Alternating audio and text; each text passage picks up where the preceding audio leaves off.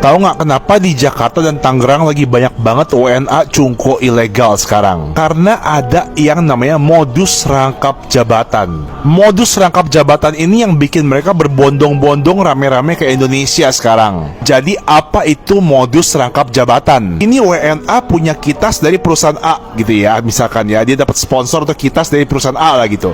Tapi diem-diem dia memiliki punya perusahaan B dan C di Indonesia ini gitu loh. Tapi kalau misalnya buat ngapa-ngapain, dia nunjukin si kitas dari perusahaan A itu.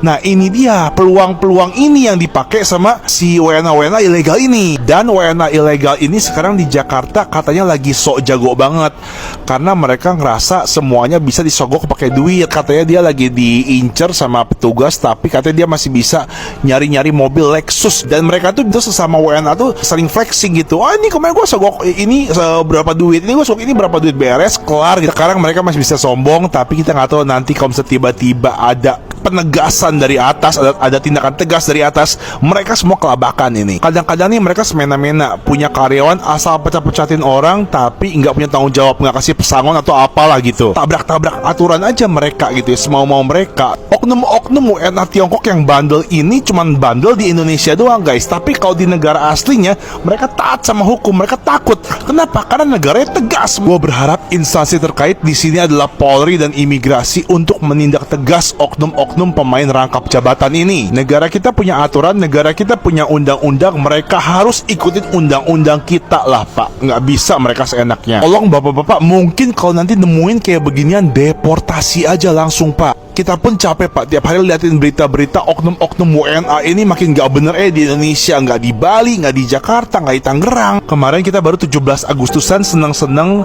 tapi kok gue ngerasa kita masih dijajah sama warga negara asing ya. Aku masih taruh harapan yang sangat besar buat aparat-aparat kita untuk bisa nanti lebih baik ke depannya. Amin. Mungkin segitu aja dulu buat teman-teman yang jadi korban atau pengen tuker pikiran sama saya. Jangan ragu buat chat saya, buat ngobrol sama saya. Semoga saya bisa bantu kasih kalian solusi.